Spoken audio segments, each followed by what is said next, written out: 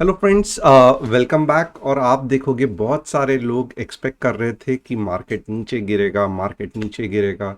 But market ऐसा है कि नीचे गिर ही नहीं रहा है।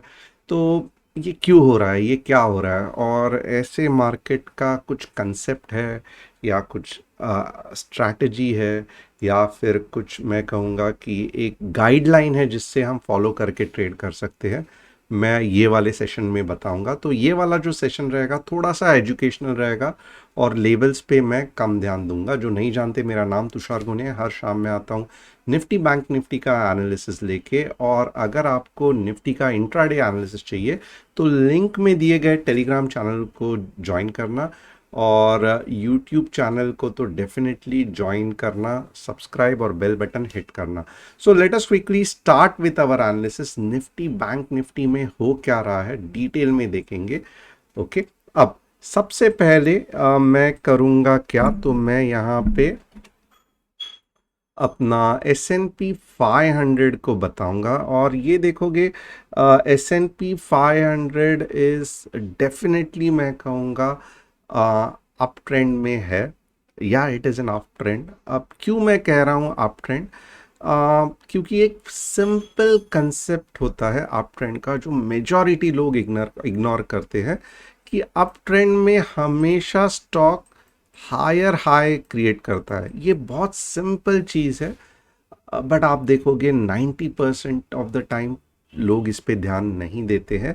और यहाँ पे जिस तरीके से ये ग्रीन कैंडल, इतने सारे वॉल्यूम्स आ गए हैं, ये डेफिनेटली बताता है कि कुछ ना कुछ बुलिशनेस तो डेफिनेटली एस एन पी 500 में रहेगा। और बस इतना ही हमें चाहिए और कुछ भी नहीं चाहिए, ताकि निफ्टी और बैंक निफ्टी जो ऑलरेडी बुलिश है उसको सपोर्ट मिल जाए। तो एस एन पी के लिए इतना ही एनालिसिस फंटास्टिक। और आप कल भी देख सकते हो मॉर्निंग को, ये लगभग कहीं तो यहाँ पे रहेगा, which is good enough intraday के लिए हमें।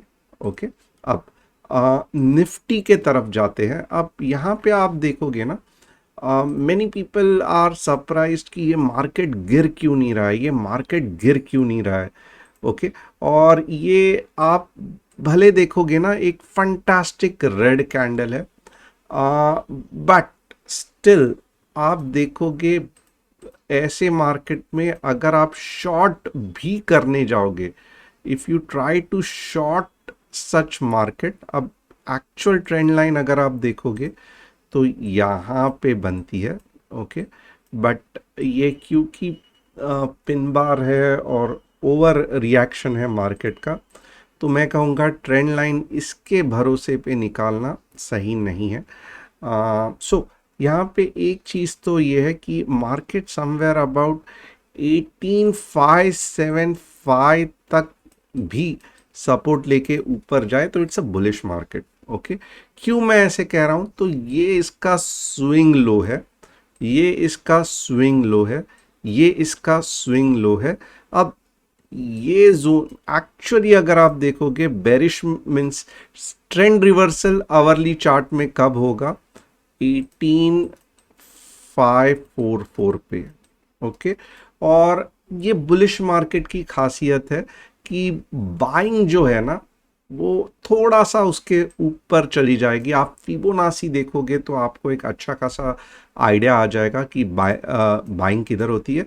बट स्टिल मैं कहूँगा ये जोन आप पकड़ लेना, तो up to 18575 definitely market bullish है।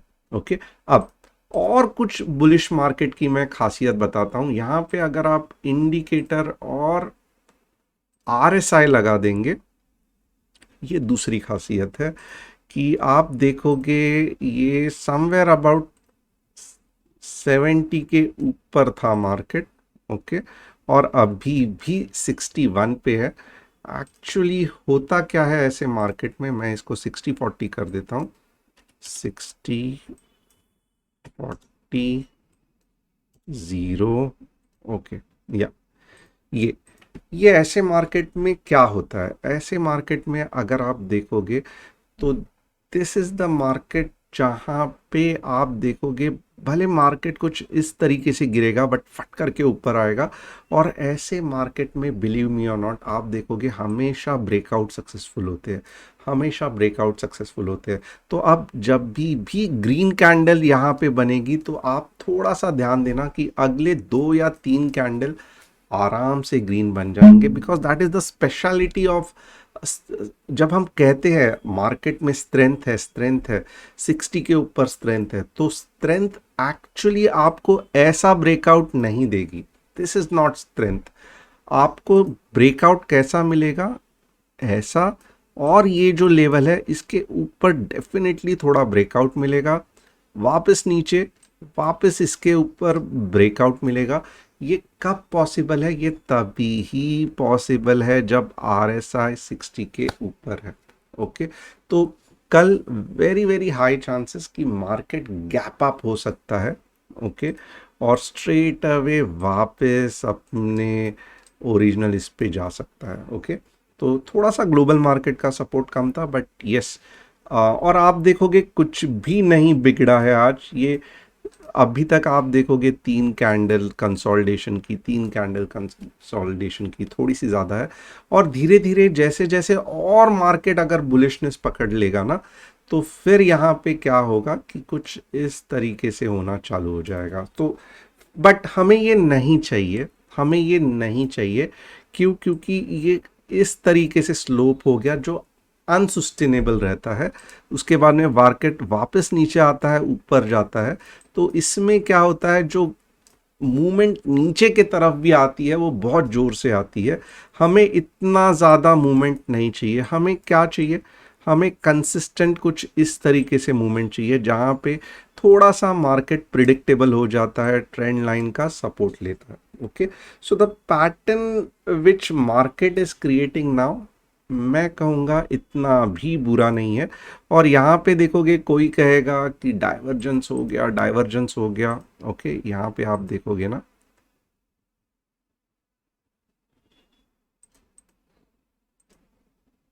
ये आप देखोगे this is an RSI divergence actually. But but यहाँ पे और एक इम्पॉर्टेंट चीज़ है कि इसका मतलब ये नहीं है कि मार्केट झट से नीचे आ जाएगा, नहीं, इसका मतलब ये बिल्कुल भी नहीं है। इसका मतलब ये है कि मार्केट और आगे वाले आने के मुंह के लिए जगह बना रहा है।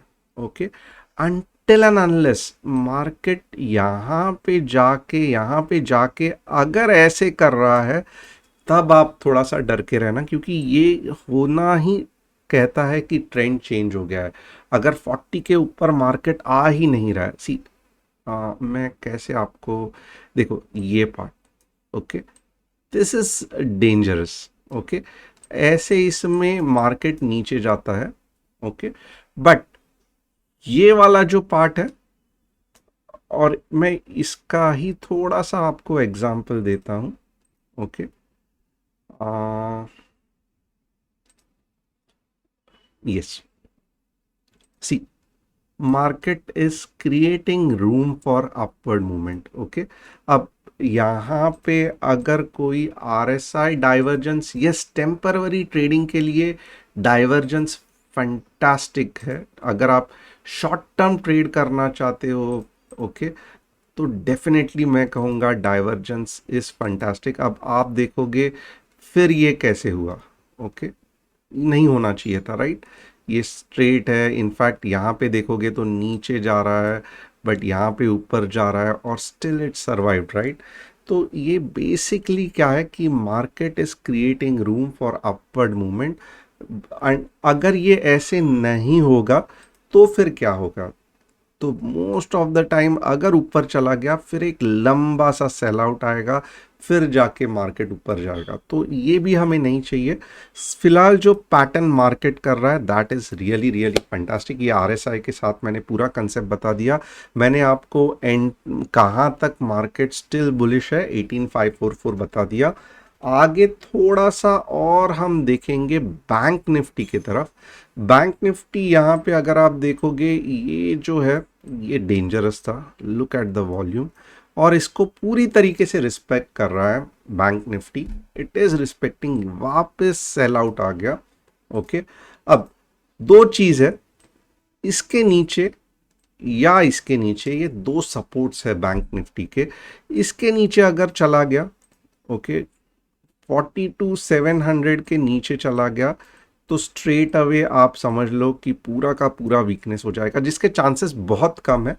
मैं क्यों ऐसे कह रहा हूं, क्योंकि यहां पे अगर आप देखोगे ना, तो थोड़ा सा ट्रेंड लाइन की तरह, आप थोड़ा सा जस्ट अ मिनट, ओके, या यस, ये आप देखोगे 1 2, यहाँ पे स्ट्रेंथ था और यहां तक आके पुल बैक लेने के, यानी कि 42,970 के आसपास वापस बैंक निफ्टी पुल बैक ले सकती है। अगर ऐसे नहीं हुआ तो ये फाइनल सपोर्ट है।